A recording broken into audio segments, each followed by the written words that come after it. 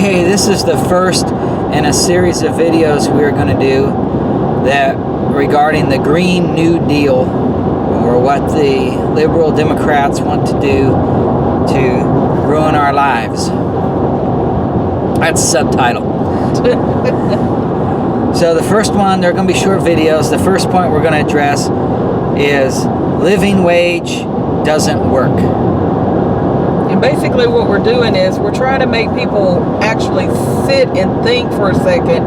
These are the things that apparently the New Deal, when they first announced it, was put on the internet, and some people got a copy of it even though it was lengthy, but then it was immediately taken down. I wonder why. There's mention of what is in the New Deal.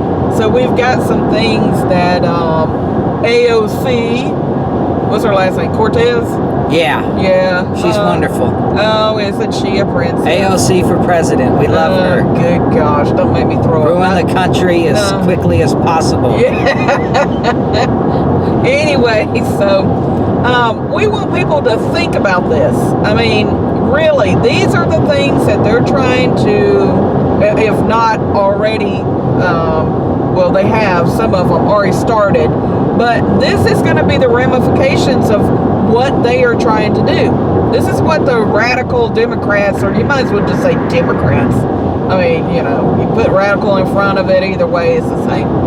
So this living wage, Eric and I, you want to tell them what they're saying? Well, the living wage idea is that they want to give everybody enough money to live on, and it makes working optional. The idea is, well, you're just going to love to work. You're going to do it anyway. So then you just find a job that you want to do, and you do that, and we'll make sure that you get, or if you just want to sit at home and not do anything, you can do that too. And then we'll just make sure you have enough money to live on, and then everybody will be happy. Well, the thing is, there's no way that can be. Number one, women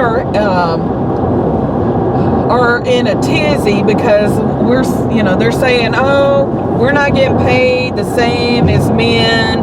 We should get paid same as men. Well, there's no way you'll ever know if you're getting paid the same as men. Any corporation, they can easily say, oh, sure, you're getting the same pay as somebody. They can show you a pay stub, but then it can be phony. It can be a fake, made-up pay stub. You never know you're getting paid the same. But the thing is, I'm going to take, for instance, my mom. My mom was a dental hygienist. She did it for 25 years. She retired, and all she gets from Social Security is $1,100 a month. And some people are going, wow, that's a lot. Actually not, because my mom rents a place to live.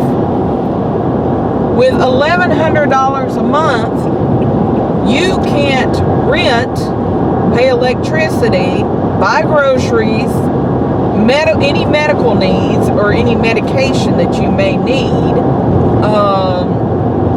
put gas in your car, if you got to pay renter's insurance, or if you got to, even if you owned a home, pay homeowner's insurance, car insurance. If you start totaling all this stuff up, you yourself write down what you pay for everything. For those items, it is more than $1,100 a month.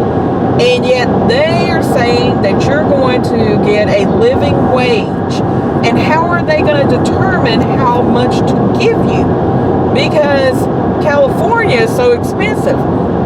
People can't even afford to rent a place.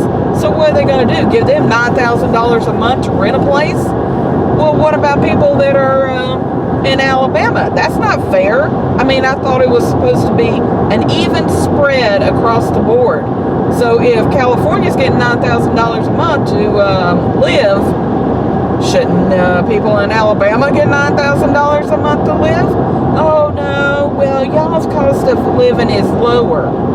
No, I thought socialism is supposed to be spread it evenly across the board. There is no way that they can give a living wage that everybody can live on. There's just no way. Go ahead, give your 2 cents. Well, and also you have to ask the question, what is a living wage? First off, think of money. Money is worthless. The only reason people accept money is because the government has issued it, and we have, all of us, agreed that we will accept that. It's not gold, silver, it's nothing with any inherent value. It's just a piece of paper. I mean, I could take a piece of paper, write $1 million on it and give it to you, but you won't accept it because I'm the one who created it. But with the government, when they create it, oh, you'll accept that. So it's just a piece of paper with a bunch of numbers on it that has no inherent value, which means it can be very easily manipulated, and the past shows that it has been, which is why it takes a lot more money now to live on than it did 40, 50 years ago, because it's been manipulated where now we need more money. If you give a living wage to people, you give them more money. You give them more money, you're creating more money. If you create more money, then the money that's already out there isn't worth as much. So then it's inflation. So before, maybe it took $2,000 a month to live on, but now, because you're giving everybody $2,000 a month, well, now you need $3,000 a month to live on. So then you give everybody $3,000 a month, you create more money, now everybody needs $4,000 a month. So the problem is inflation, and coming up, it's just a bunch of numbers. That's just like the minimum wage law. They're talking about making the minimum wage, making a federal minimum wage of $15 an hour for everybody. You do that, you effectively eliminate the middle class, because there is no incentive to go to college and get a job that pays more money if you're going to give everybody more money to begin with. And if you give everybody $15 an hour that's working in a fast food place, well, now all the lower paying jobs now become higher paying jobs. The people who already have businesses that pay $15 an hour, they're not going to increase anybody's wage. And so the $15 an hour, the people who make that now, is now worth less than the people who than what it was before, because you're giving it to people who are uneducated. Everybody gets it. And so that, what it does then is it takes all the middle class and it brings them down to the level of the poor. So now the middle class get poor and the rich continue to be rich. So now you just have the rich and the poor instead of the middle class. So the idea is, oh, well, we'll raise up the poor to the level of the middle class. But what you're actually doing is bringing the middle class down to the level of the poor, because you're making the money that the middle class makes less valuable. And they already have so much problem making it as it is, with debt, credit card debt, mortgage, cars, and all these payments that they're making. Yeah, I didn't even think about that. You got to add in your credit card debt into that $1,100 a month you're going to be getting. Yeah, so how are you going to, a minimum wage, while it sounds good, we're going to help the poor, what you're actually doing is you're making more people poor by doing that. But then the other question is, what is a living wage? Most people in America today cannot live without a $100 a month cell phone bill, or without $100 a month cable and internet service. So that's $200 a month right there. I just thought of something. Those iPhones cost $1,000. Guess what those people, if they got $1,000 a month, guess what it's going to be spent on? An iPhone. I can't eat. Oh, please, will you give me some food? No. You got an iPhone in your back pocket. I see it. And then there's healthcare costs. A monthly fee for healthcare premium is a lot. And then drugs. Most people take some kind of prescription drugs that will cost them some money as well. So when you add in phones, internet, cable, healthcare, prescription drugs, you're probably easily at, even if the healthcare, even if you get rid of the insurance premium per month and say Medicare for all, we're going to give everybody free healthcare. Well, again, that's not free anyway. You got to pay the cost of that, and that's then you create more money, and the money is less valuable again. So all you're doing is just making money less and less valuable. But aside from that huge problem, which we'll get to in some other video, you got to figure there's at least a fixed cost of internet, phones, cable, prescription drugs. Let's say all that is at least $300 a month. Well, for me personally, I don't think any of that is necessary. I don't think I need to go to a medical establishment that is going to put me full of drugs that are going to harm my body. Why do that? I don't think it's necessary to have a $100 a month smartphone. I don't need that. I do have internet service just for these videos, really, but I don't need a cable bill. I don't think those channels are necessary.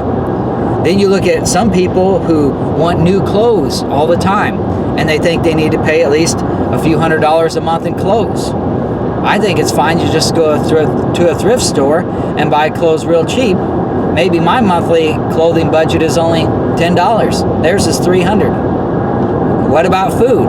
I think it's okay to just eat TV dinners. Other people think you have to go out to eat all the time. Some people think going out to eat means going to a fast food restaurant paying $5. Others say it's going to a sit-down restaurant and paying $12. Others say it's going to a fancy restaurant paying $30. My point is, everybody has a different idea of how much money they have to have in order to have a living wage, just because they have different standards. People live out in the country. The reason the cost of living in Alabama is a lot lower than California is because what we think we need to live on is a lot less than the people in California.